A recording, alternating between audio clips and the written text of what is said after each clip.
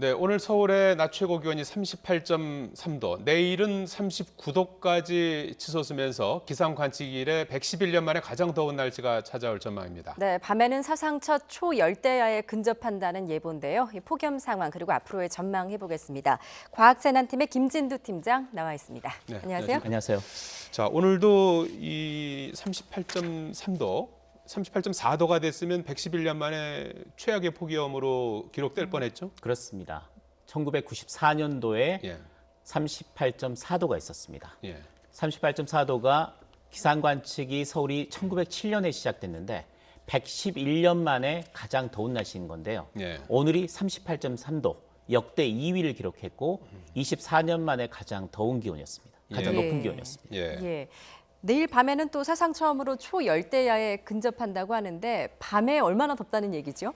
우선은 내일 낮 기온이 39도까지 올라간다 그러면 예. 111년 만에 역대 최고 기온 기록이 경신이 되는 건데요. 예.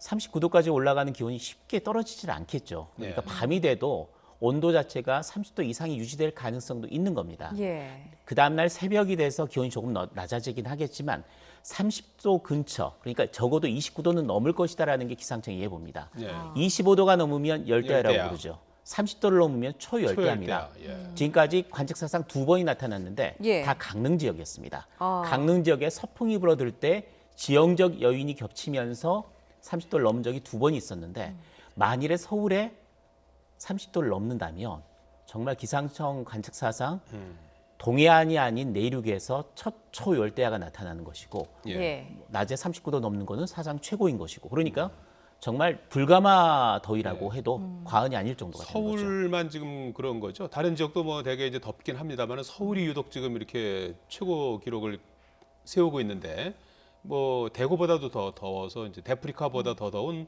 서프리카, 예. 아프리카보다도 더 더운 서프리카 이런 말이 나오고 있는데 말이죠. 왜 그렇습니까? 데프리카는 대구가 아프리카만큼 덥다 그래서 데프리카고요. 예. 서울은 서울이 아프리카만큼 덥다 그래서 서프리카입니다. 예. 그런데 남동풍이 불거나 이렇게 태풍에서 바람이 들어올 때는 대부분 데프리카보다 서프리카가 더 덥습니다.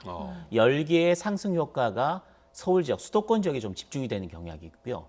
특히 서울 지역은 열섬 효과가 많이 가세한다고 보시면 됩니다. 예. 열섬 효과라고 하면 그 서울 지역은 같은 도심 지역이 있지 않습니까? 아스팔트가 많고 콘크리트 빌딩이 많습니다.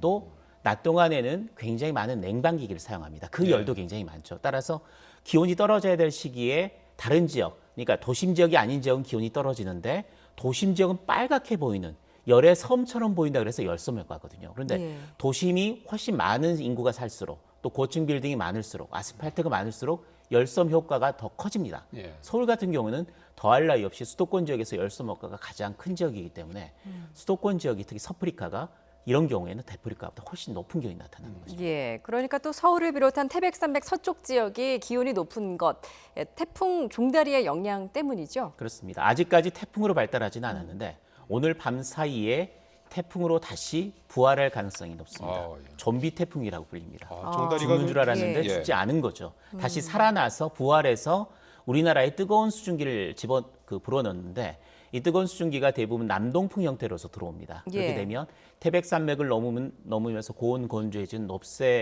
높새바람 현상, 특히 뜨거운 수증기가 들어오는 형태가 되기 때문에 영남 지방도 이제 다시 영동이 다시 더워지긴 했습니다만은 그 지역보다도 수도권, 충청, 호남 지역 기온이 조금 더 높은 현상이 나타나게 됩니다.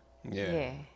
그러니까 이제 그 종달의 영향으로 내일 이제 최고 기온을 이제 기록할 가능성이 그렇습니다. 오늘 커질 이미 셈이군요. 상당히 올랐고 예. 내일도 날씨는 좋습니다. 소나기 내릴 가능성이 없거든요. 그러니까 처음 시작하는 아침 기온부터가 높기 때문에 분명히 오늘보다 기온이 높아져서 사상 최고 기온이 서울의 경우는 기록될 것으로 보입니다. 앞으로도 해마다 이제 여름에는 이렇게 덥다고 봐야 되는 겁니까? 온난화의 영향이 계속해서 영향을 주고 있다고 봐야 되는데요. 예. 온난화 영향이 올해 영향을 줬다고 해서 내년에 바로 또 영향을 주느냐 이건 아닙니다. 대신 그래요? 예. 여름의 길이가 좀 길어지고 있습니다. 점점. 여름이라는 거는 평균 기온이 20도인 것을 여름이라고 하는데요. 예. 1930년도에 비해서 최근 들어서는 한 달 정도가 길어졌습니다. 예. 그리고 이런 온난화 현상이 지속이 된다면 5월부터 9월까지는 여름으로 편입될 가능성이 상당히 높습니다. 그러니까 여름 기간이 길어지고 예.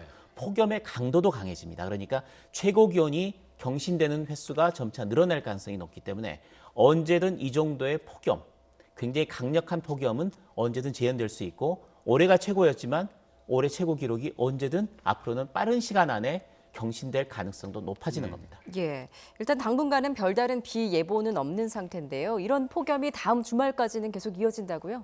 우선은 39도 넘는 건 이틀 정도 이어질 겁니다. 그러니까 예. 이틀 정도가 내일하고 모레요? 예, 그렇습니다. 내일하고 모레가 39도가 유지가 될 것으로 보이고 예.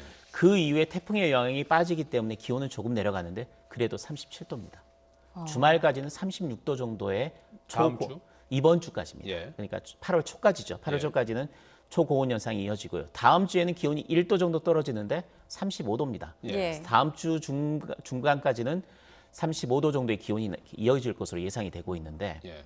그 다음이 문제입니다. 다음 주 후반이 문제인데 현재 기상청 장기예보상 그 중기예보상으로는 아직까지 비를 주지는 않았습니다. 근데 슈퍼컴퓨터 예측을 보면 먼 남해상의 태풍 그리고 우리나라 쪽으로는 비구름이 이동하는 모습이 좀 잡히고 있거든요. 예. 그런데 이게 태풍과의 연관성이 상호작용을 하기 때문에 이게 어떤 식으로 작용하는지가 문제인데 만일에 이게 우리나라에 비를 뿌린다면 다음 주 후반에 한번 비가 내리면서 더위는 한풀 꺾이는 이런 형태로 갈 가능성이 높습니다. 하지만 예. 아직까지는 변수가 많기 때문에 조금 더 주의를 깊게 지켜보고 있는 상황입니다. 예, 일단 예. 다음 주부터는 기온이 조금 이제 그 더위의 기세가 조금 이제 누그러질 것 같고 39도보단 누그러지지만 바람도 여전히 비도, 덥고요. 비도 기대해 볼 수 있다. 주 후반 정도에는 비를 기대해 볼 수 있습니다. 그런데 조심해야 될 거는 폭염 다음에는 폭우가 옵니다. 아, 그럼. 예.